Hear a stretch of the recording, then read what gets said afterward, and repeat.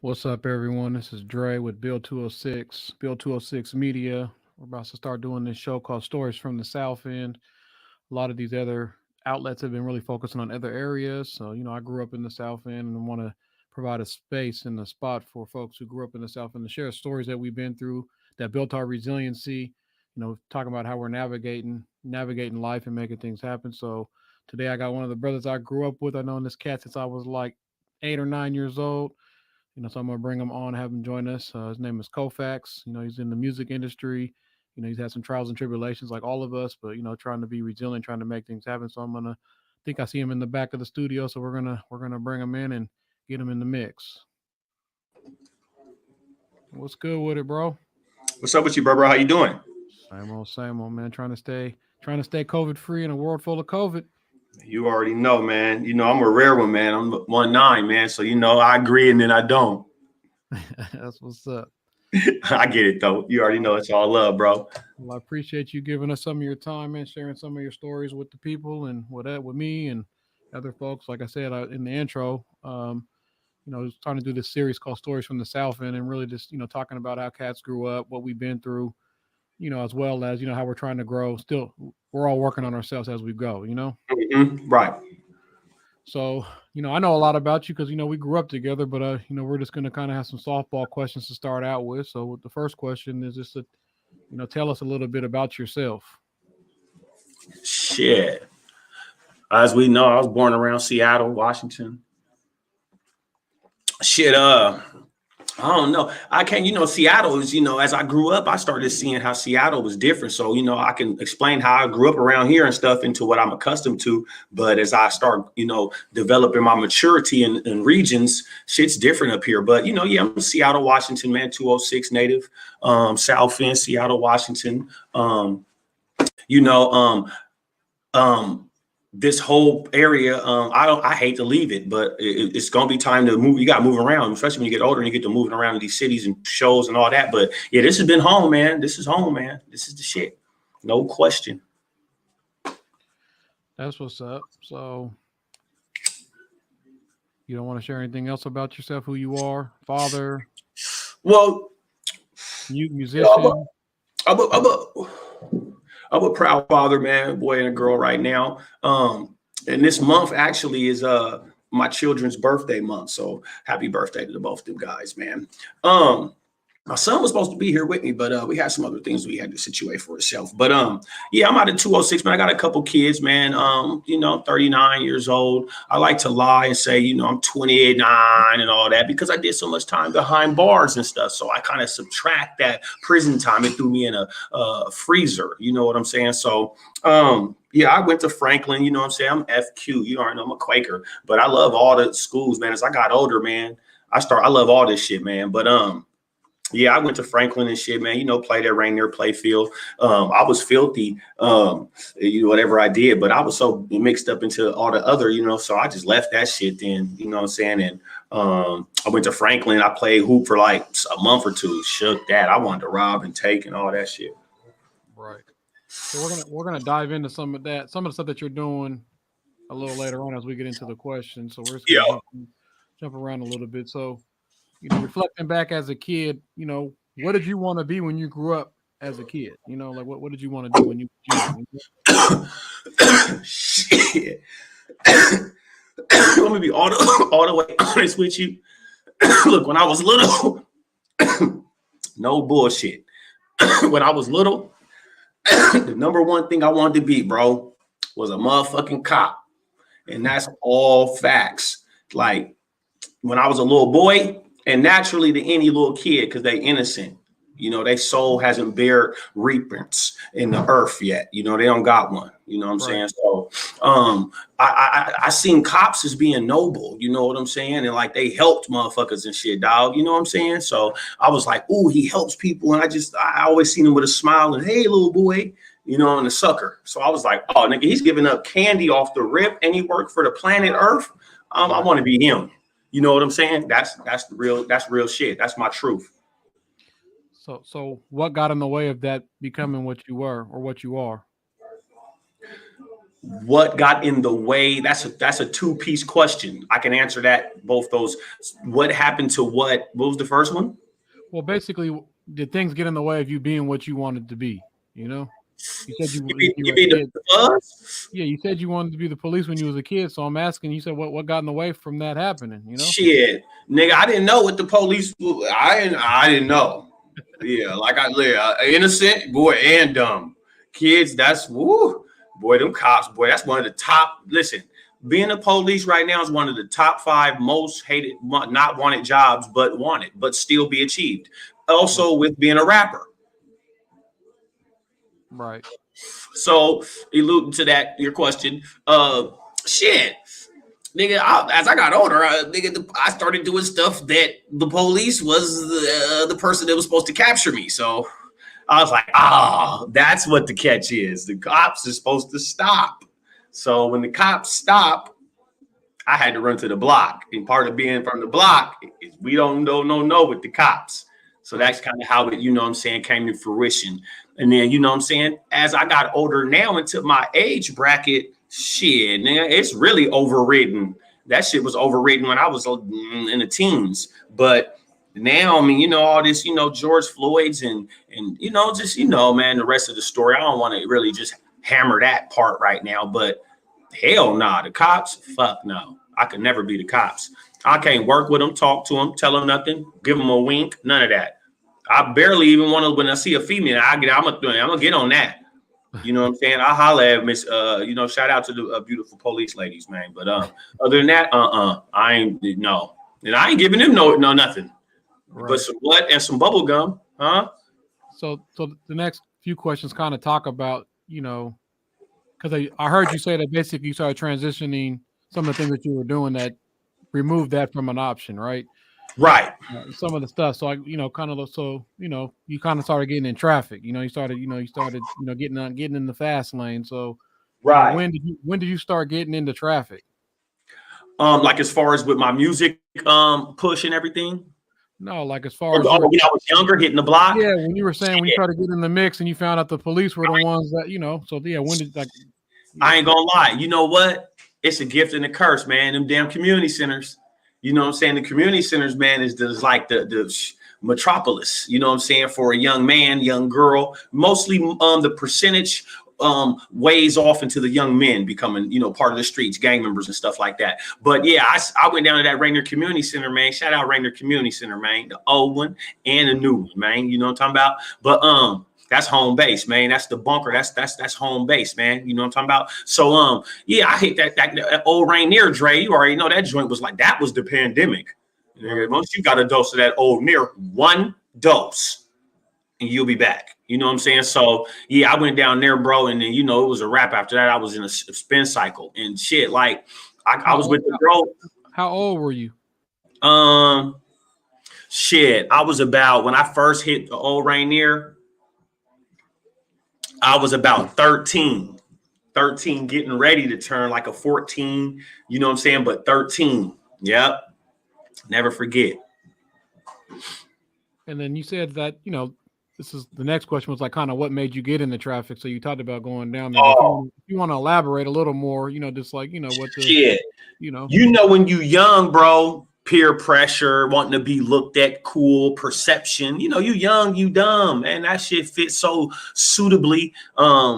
It's crazy, but yeah, I just, you know, I just wanted to be cool and wanted to be accepted, and I wanted to, you know, I wanted the rest of the kids to play with me, kick it with me, just like every other kid do, you know, regardless of the situation. So yeah, I just, whatever these guys was into, I was like, I'm down. So you know what I'm saying, we was in that community center, and it was so much, you know what I'm saying, thug and everybody's blood. It was easy to just, you know what I'm saying, fall just into that. That was a high that once that high hit, shit, I think I became the dragon. I don't even think I chased it. I think I caught it, that first high.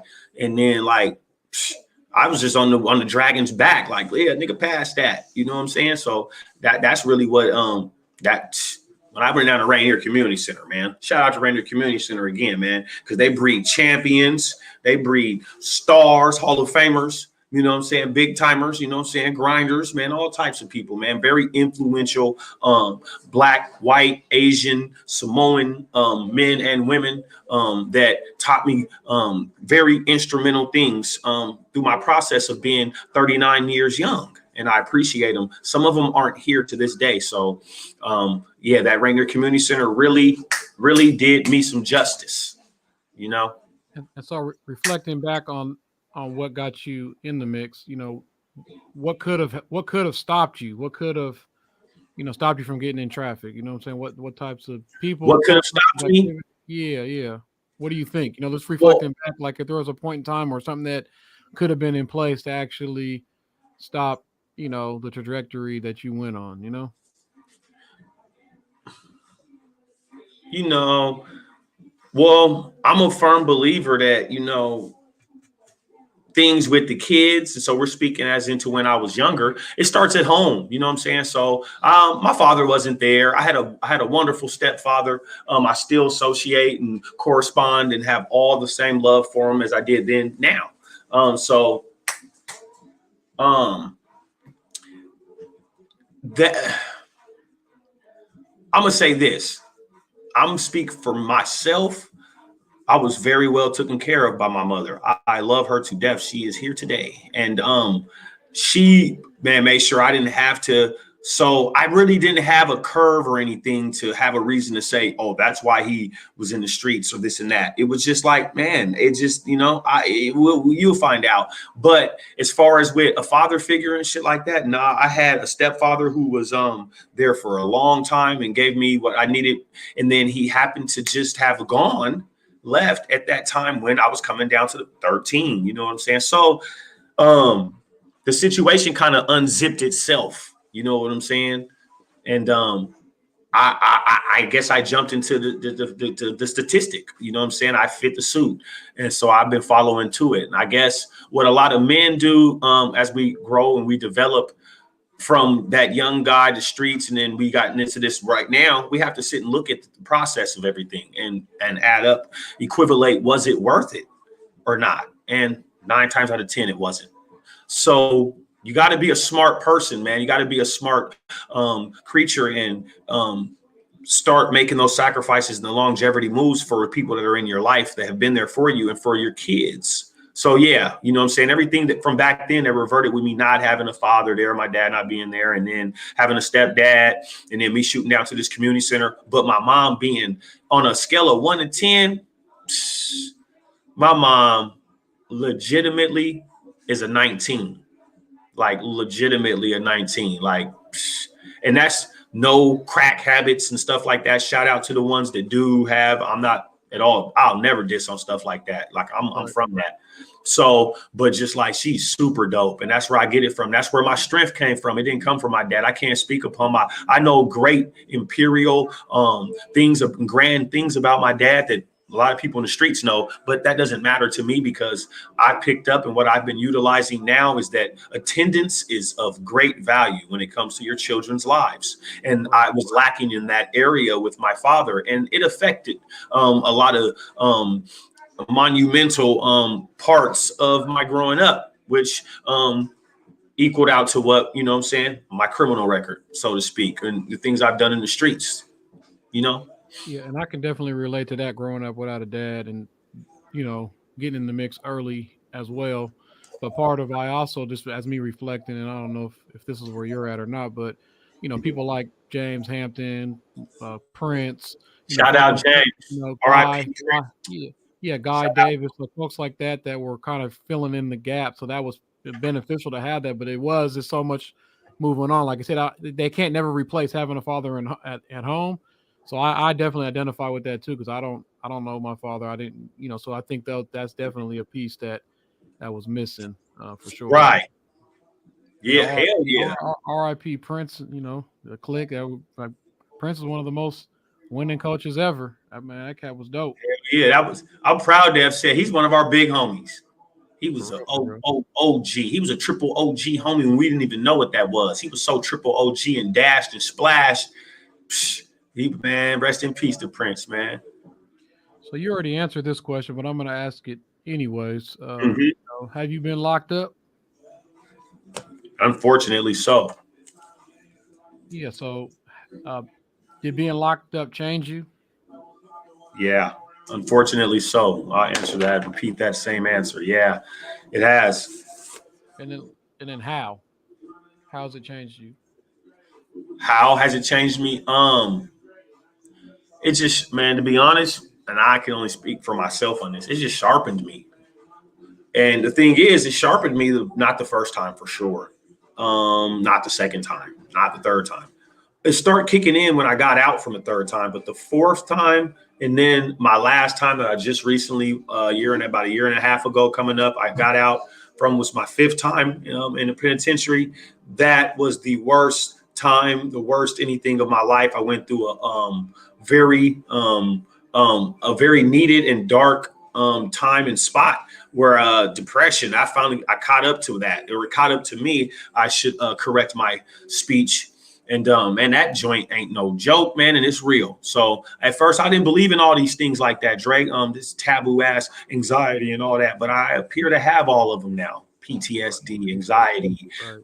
I have it. Depression. I don't fuck with depression though. You know what I'm saying? I'm a warrior. You gotta beat your chest hard and get that shit up off you. And the people that do, those are the real warriors of the world, man. I know it spiritually, but yeah, that was, you know what I'm saying, when I went to prison, all them times I didn't learn anything, but this last time down, I went through.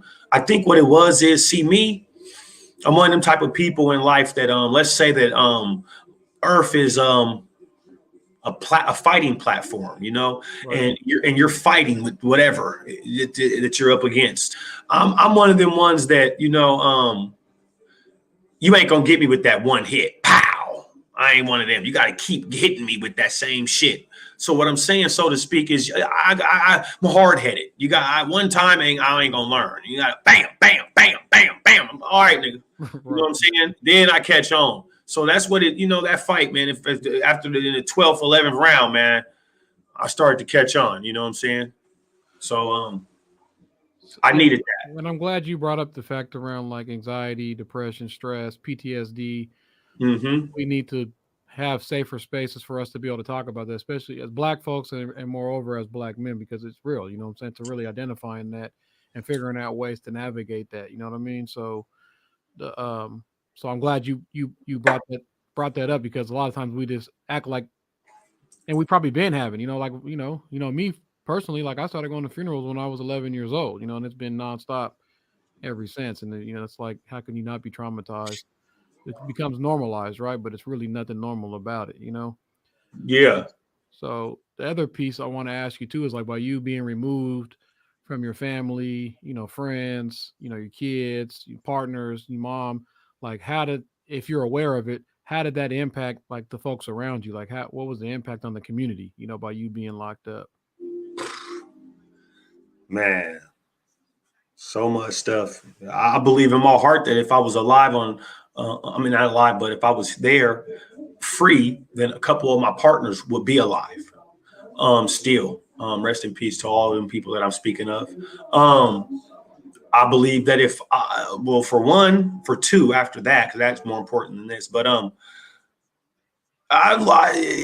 man, there's so many chicks that I lost, man. You know what I'm saying? I had some good chicks, man, some good friends, some good women, some good women, some good, whatever you call them, bitches, whatever the fuck we put.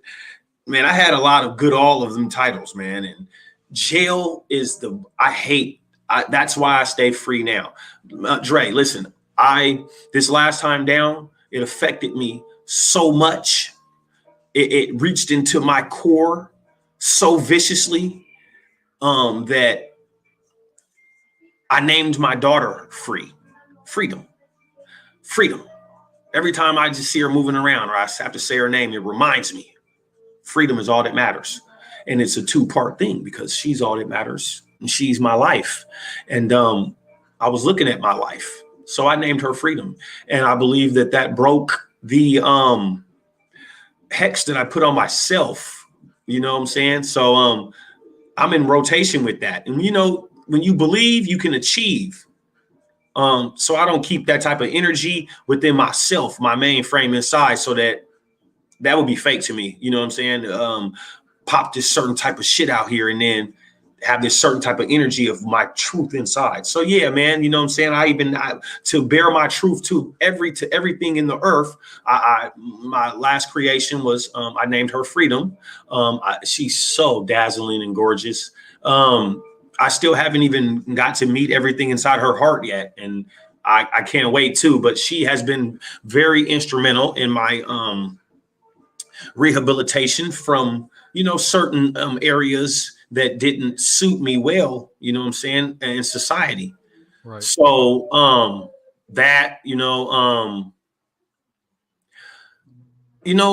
one thing that this is one thing that really where I felt like I had to because look, I kept repeating history by going back. Like, fuck repeating history, nigga. You're like binging going to jail. You know what I'm saying? Like, I'm just binging. So I had to sit back and take off the whole time. I was just driving around. I'm just driving around. I had the tarp on myself the whole time. I had to take that tarp off, man, and really let motherfuckers see the gleam and glimmer of this fresh coat of genuine realness that's been infested in Seattle. And I was doing myself a miscarriage by coming out here and shining and blinding and flying and, rhyming and whatever. And then humbuggishly, you'll hear my name for some of the dumbest shit that got me like the most mega football numbers and baseball time numbers for you. Like, so I had to readjust that and do a tune up, man, on my own engine. You know what I'm saying? And when I did that, man, I was ready to ride. You know what I'm saying? Like, I really had to sit and readjust a couple of things. And it was some sacrifices that I had to make. And I've been prepared to make them. I'm not really one of the people that like to explain when I'm in rotation of that sacrifice, so to speak, that pattern, that path that I'm on to certain people. So, man, you see it, you get it, you like it, you love it. If not, dump it. You know what I'm saying?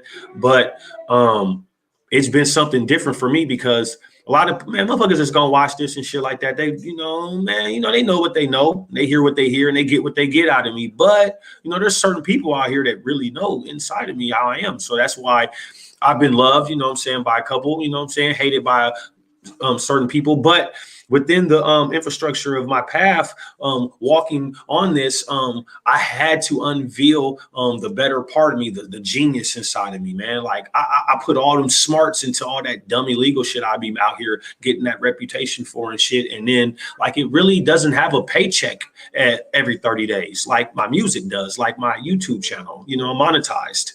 Right. Go to YouTube, by the way, y'all. So, those type of things, man, I just sat and put on in front of me and just looked at and was like, I'll just sacrifice this for this, just to fast for a little bit slower. Yeah, like he said, in the description, the YouTube, all of his socials and stuff are in the description. Make sure you guys follow, subscribe, tap in, stay tapped in. And Colfax, you talked about a little bit about this, skated on it a little bit around, when you talked about the depression and, how things changed you and, your daughter has been a light, and those types of things.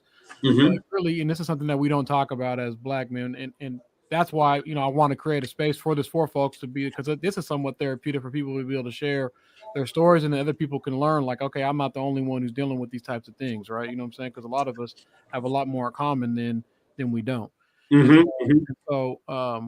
So the next question is really like, how have you been taking care of yourself or making changes? Like, what have you done? Because that's the other thing is like, as you're dealing with anxiety and stress and PTSD and different things. And, is it music? Is it different? How are you really taking care of yourself? So you're not, don't snap back and you can, fulfill the name that you gave to your daughter, right? To where you can have freedom, right?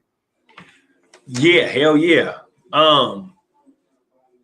Well, to finish off the last part with me repeating history but going to jail, I had to realize that those that don't learn from history are bound to repeat it, and when I woke up and realized that I knew this the whole time, I was like, you dumb nigga, like, let's get in rotation, man. So now moving forward, I'm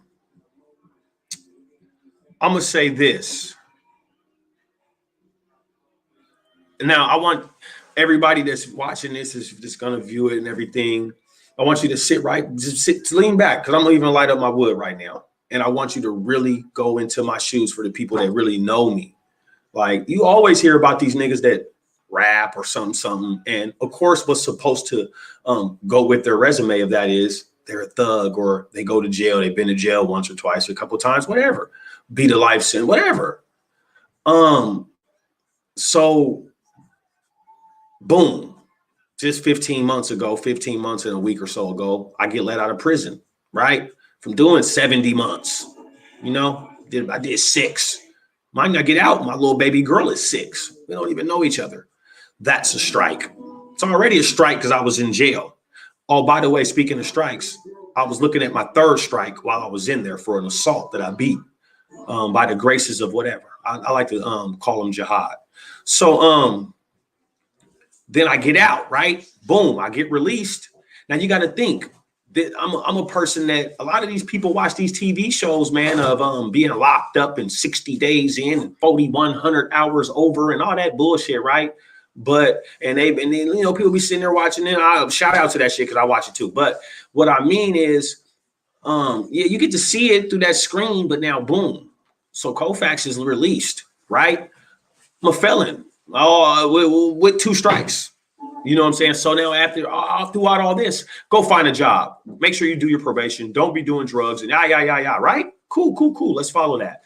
So now, boom, get out, looking around at things. And I mean, I'm not gonna lie, everything wasn't peaches and cream as far as my home front. You know what I'm saying? I had a mild dysfunctional marriage that I got released to. Whatever. I know people that have more than just a mild dysfunction. So boom, that, you know what I'm saying, is a little bit on there. I'm not going to say that's a strike. You know what I'm saying? That's life. So then all of a sudden, out of nowhere, for me being incarcerated, you know what I'm saying, in a cell, solitary, 23-1, every day, months, years in a row, they say coronavirus, quarantine, go in anywhere now. We don't give a fuck who you've been having issues with, DV scenes, baby mama issues. Don't be on the streets. You're going to get sick. People are dying. Look at this last 5,000. You know what I'm saying? So boom. Now I'm put in this funk. You know what I'm saying? I'm like, what the fuck is this? Because out of my 39 years, they ain't never told me to go quarantine and go in a house. So I've had a double battle. You know what I'm saying? And then lo and behold, you know what I'm saying? Man, fuck this, man. I'm about to let everybody hear my music, man. So now I'm an artist now. So, you know, within all that, since I got released, that's where Colfax 19 came from. That's when I became the Faxdemic. You know what I'm saying? Everything was spoken about and brought up at this certain time when I was released. Happened to just go so nice with my name. So I'm the 19, one time for your mind. And that's the flotation I've been in. So like, but I'm basically answering your question all in one at the end is saying, I've had so many things on my back, so many strikes, so many things that just were and I still knowing busted through the wall. Like, I'm not going back to jail, cuz I'm not doing that no more. Like, this is the first time that I've been free for this long in 21 years. You know what I'm saying? And that is pitiful for me to even say that. You know what I'm saying? And my PO is the one that got me hip. Shout out to my PO, man. And I'm going to say that again. Shout out to my DOC officer. He's a cool brother. I respect him all the way from beginning to end, because all the way from the beginning to end, he's been Gucci with me. And now I'm about to get off DOC with this probation officer, who's a brother, by the way, who's damn near my age, by the way, and who's on top of his shit, by the way, which I can't do nothing but respect. And by the way, he didn't call the cops on me in no times for me to get my charges or sentence me at any times during my sentencing. So there's no reason why I should look at him like that. That's just for the smart guys out here. And then these weird street thugs, everybody's the ops. Anyway, so because of him, I'm getting off probation real soon, which means that my artistry will be able to come to fruition and accelerate in a grander fashion even faster. So things are, you know what I'm saying? All this shit's nothing. That's where I was mentioning the warrior part of everything. Besides the jail part, you know what I'm saying? All that. I really don't care about that shit. That shit was nothing.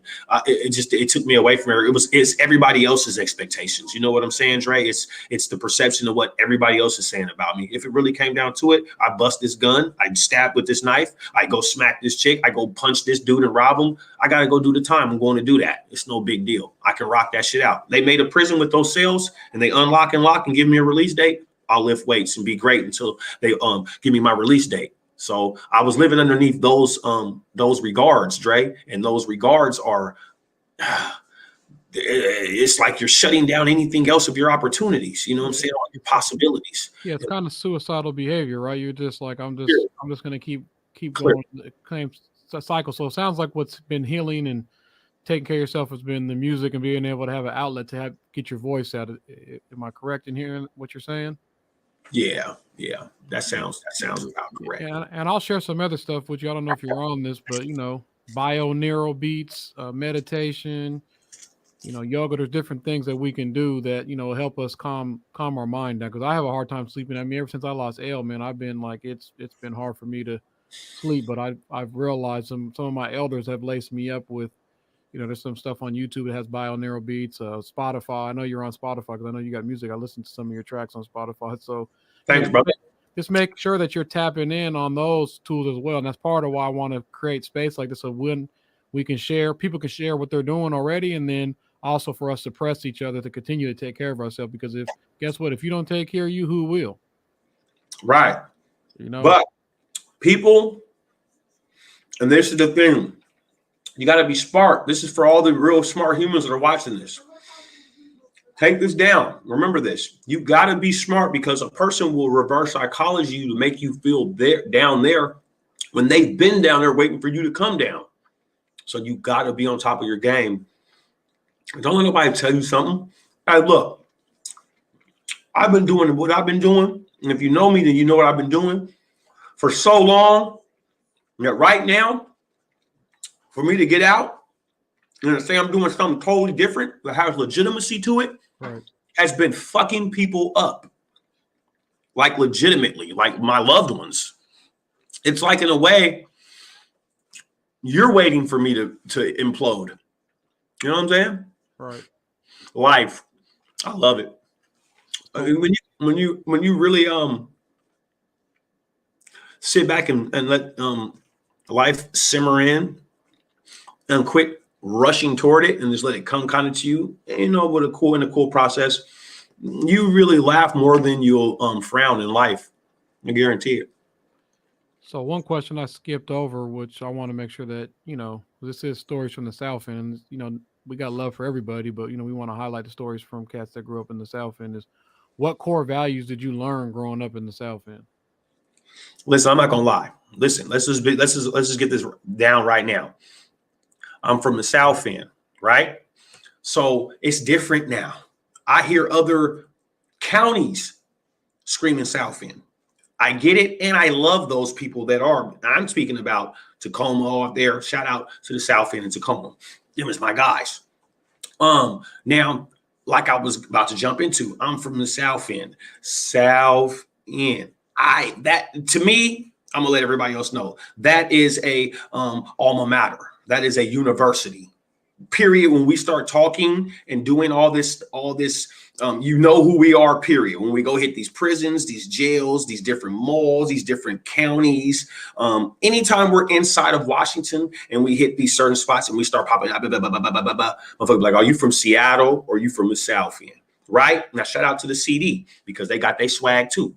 Now, the South End, like I was alluding to, we're a university. You can tell off the top. It's like you're in the Marines, you're in the Army, you're in the Navy. You can't turn your back on a South Indian. And that's what you are. When you are from the South End, you are a South Indian. And based on that, our lingo and stuff like that, that shit crafted me. And that shit ain't left and it's not leaving at all. So I kind of feel bad for the people that think they feel bad for me. Oh, this guy's still doing that. Shut the fuck up.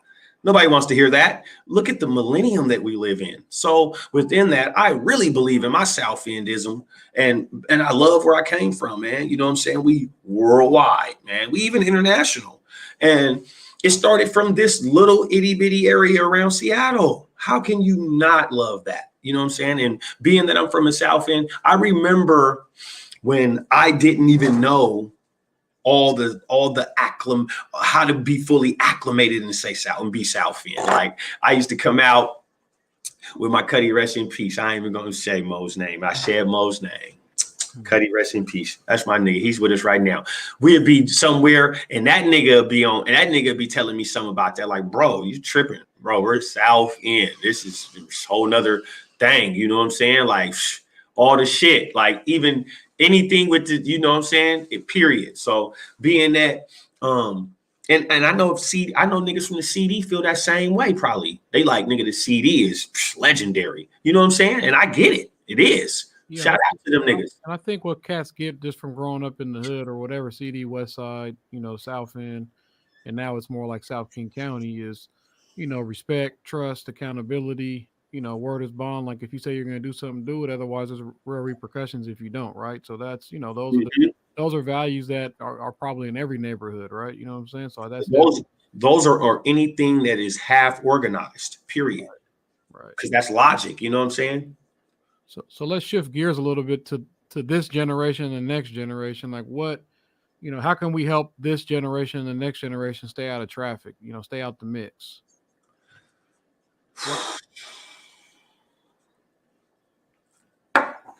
I got to light up on that one now. Boy. Now, out of respect, brother, repeat that one more time so that the flame can hit this wood by that time. And I think came with something for you so it can run back through my brain again, if you don't mind, sir. Yeah, no problem. What can we do to help this current generation and the next generation stay out of traffic?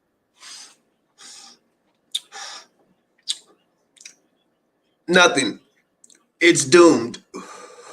Cut that out. If there was one, let alone a multitude of people that could just even put a percentage of ease to what's going on out with the youngsters and how they see the influence on stuff. Because you got to think about this. Naturally, what does a little boy always look up to when he has brothers and sisters? The brother. Right. Naturally, right? Because what? Everything seems to match with the boy more than the girl. Body parts, stuff like that, haircuts. So that's what young brothers / niggas do in the streets. Nigga come through with them J's, them Carhartts, whatever. I don't know what the shit is. And he see a nigga over there with it too. You gonna try to meet that nigga somehow, and you guys gonna try to ride the same surfboard. Now, based on that, you immediately, once you come to that conclusion, that's a relationship, Dre. You know what I'm saying? You're dating Mother Nature, man. She's just young.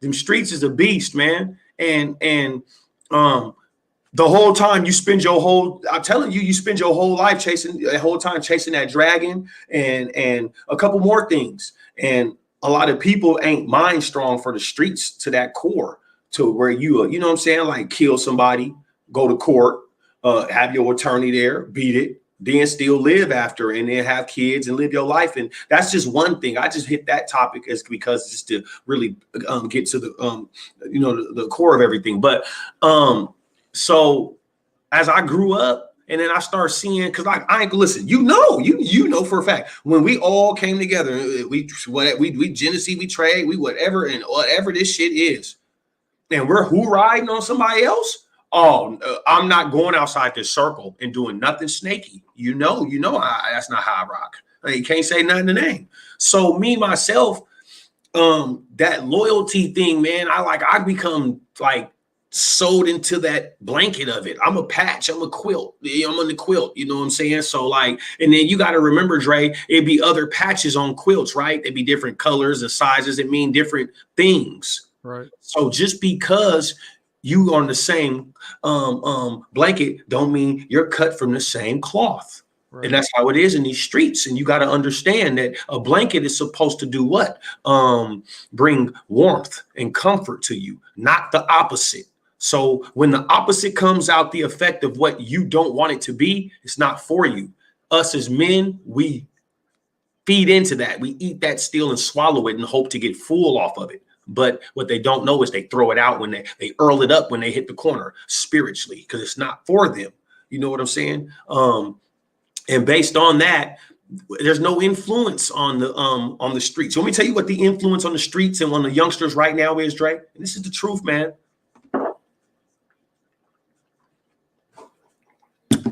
It's hip hop. The rap game, hip hop, anything, any of that right now is the closest thing. Listen, I'm gonna tell you the only other thing besides hip hop and all that stuff that will literally stop. And I'm just gonna say 10,000 millennials post up like this and they'll listen, because they're not going to listen in this day and age. They're not listening. The only thing besides what I'm about to say is literally the cloud opening up and like whatever come out of God or whatever they say. It's just like, hey, I'm here. I'm going to stop too, nigga. I'm like, am I high? Do I need to get high? What is that in the sky? So that's the only thing, and that ain't happening. So hip hop, the music, the rap game, I will tell you why. The rap game to me, like I always say, has become one of the mass communication medias. You know what I'm saying?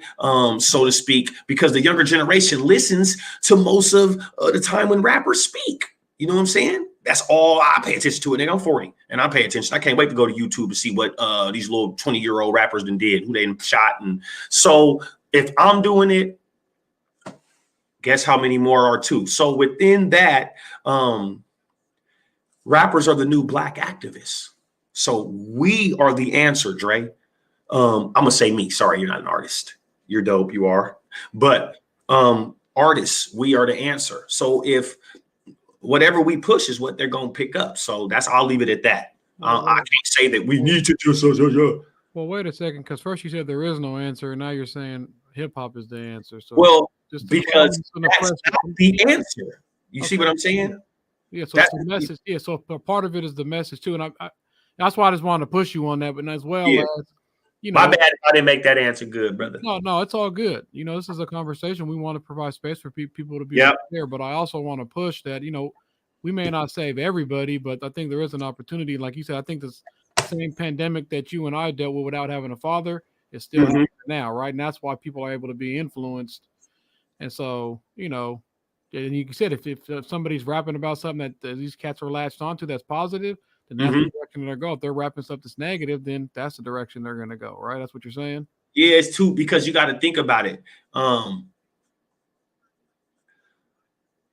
it's dark, it doesn't gain attention to your eyes, but light does. You know what I'm saying? Go in the dark, and then all of a sudden lights turn on.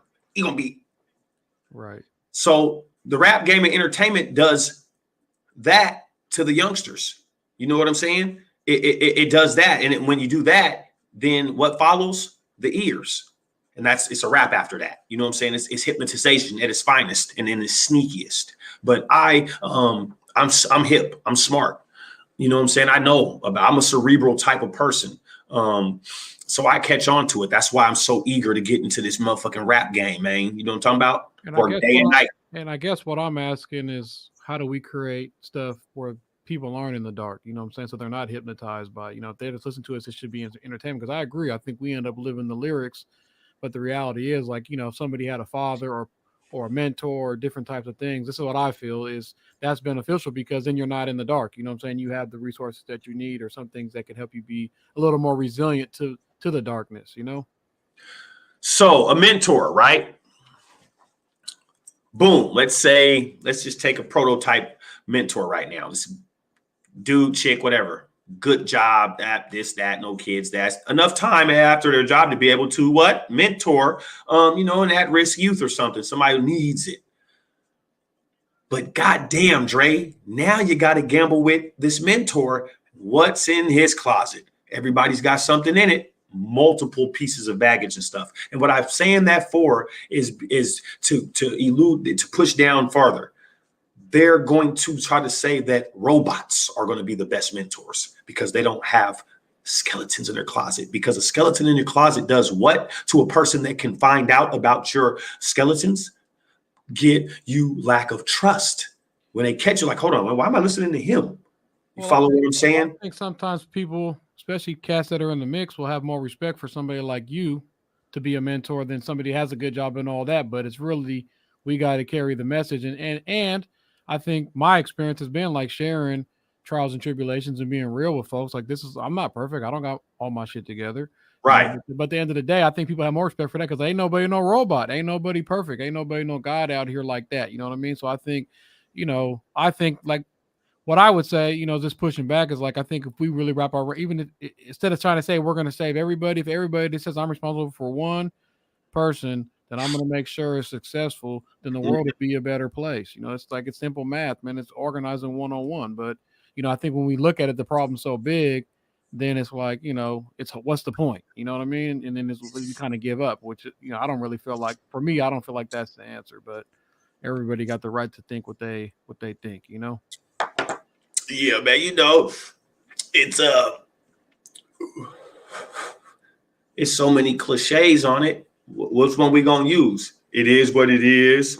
Get it how you know what I'm saying? All that cornball ass shit.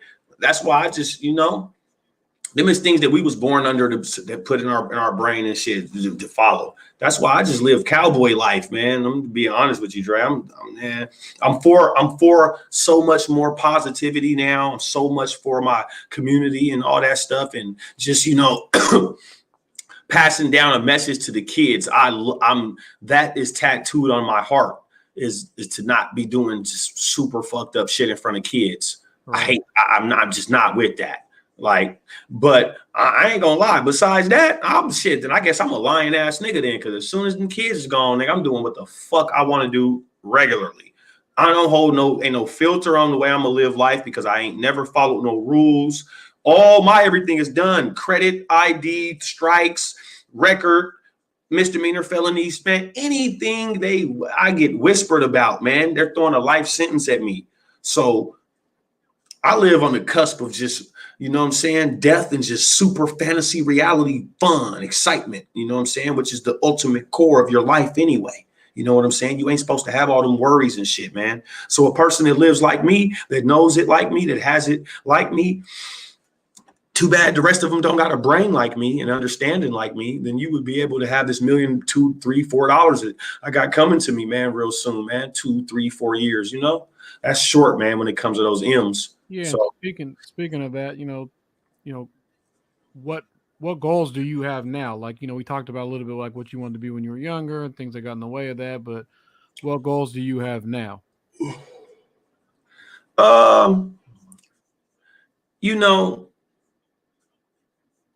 So when I said about, the cop stuff when I was young, mind you, I was like under 10. It didn't matter if I was 12 or whatever. I was a kid. But when I seen then that the cop thing, the police, I think it was more that there was like a nobleness to them. You know what I'm saying? Something like that, right?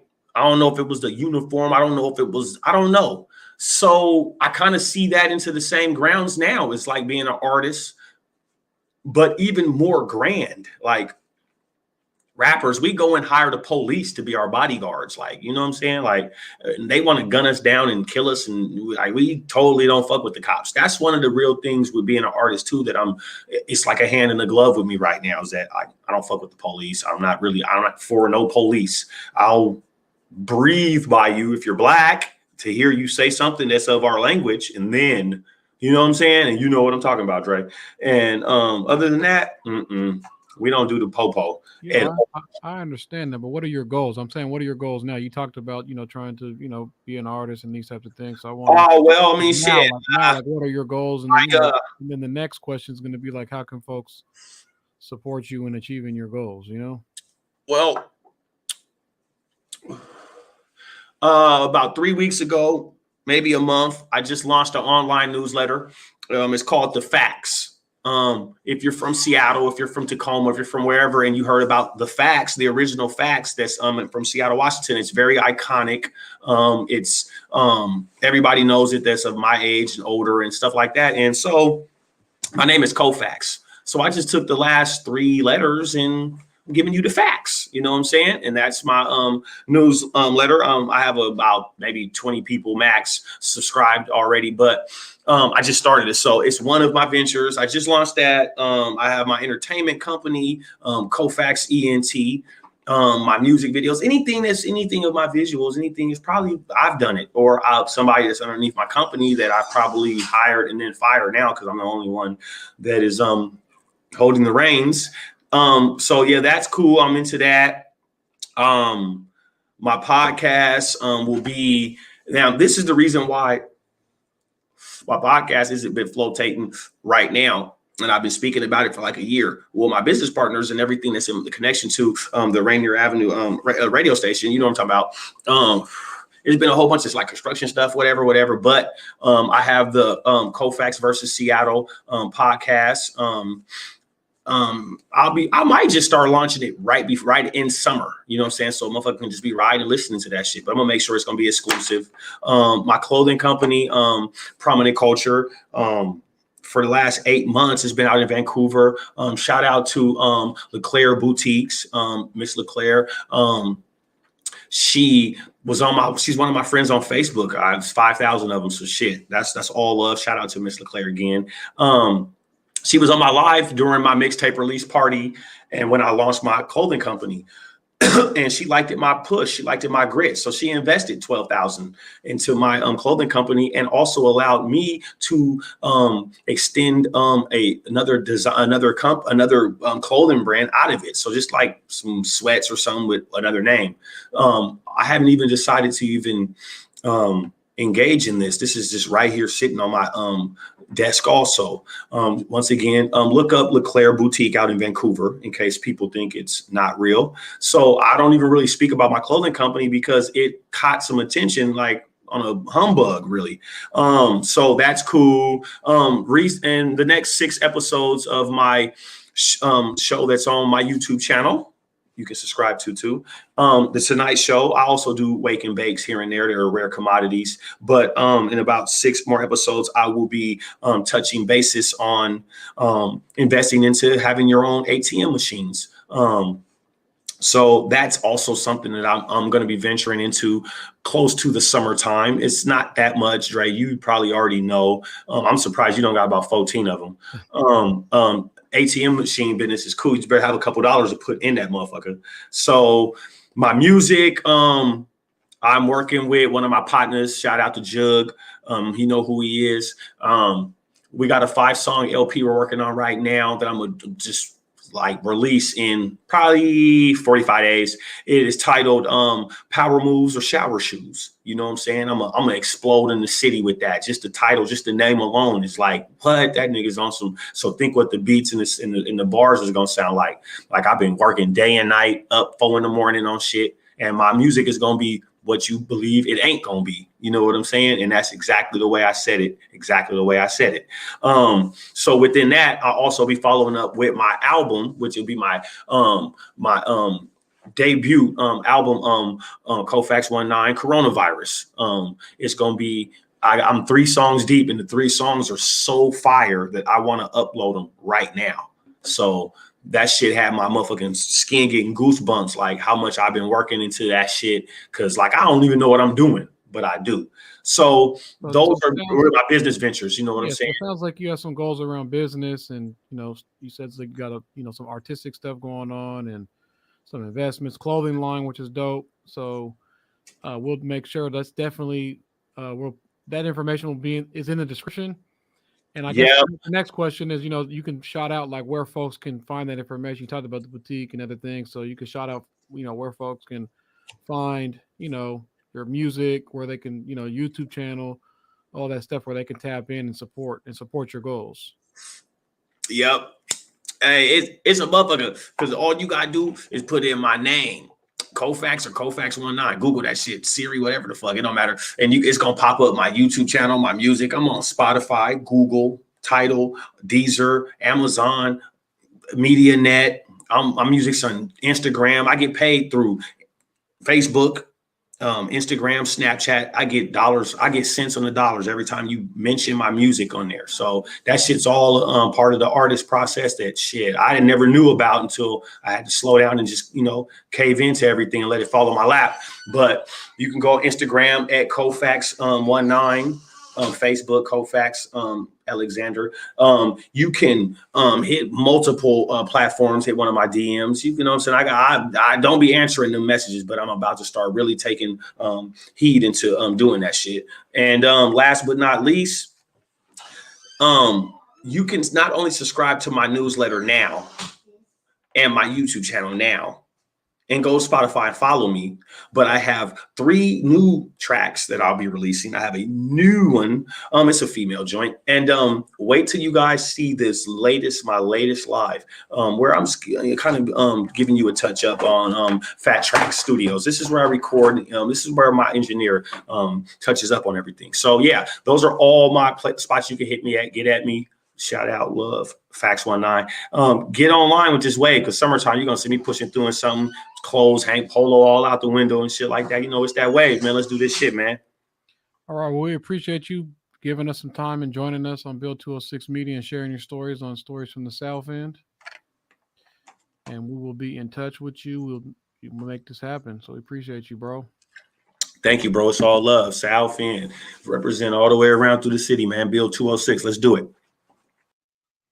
So once again, this is Build 206 Media, Stories from the South End. Like you said, tap in, look at the description, plug in, see what this cat, what he got going on, in the mix. We want to try to provide opportunities for people to share their stories, their truths, and where they're at, in an organic, safe space.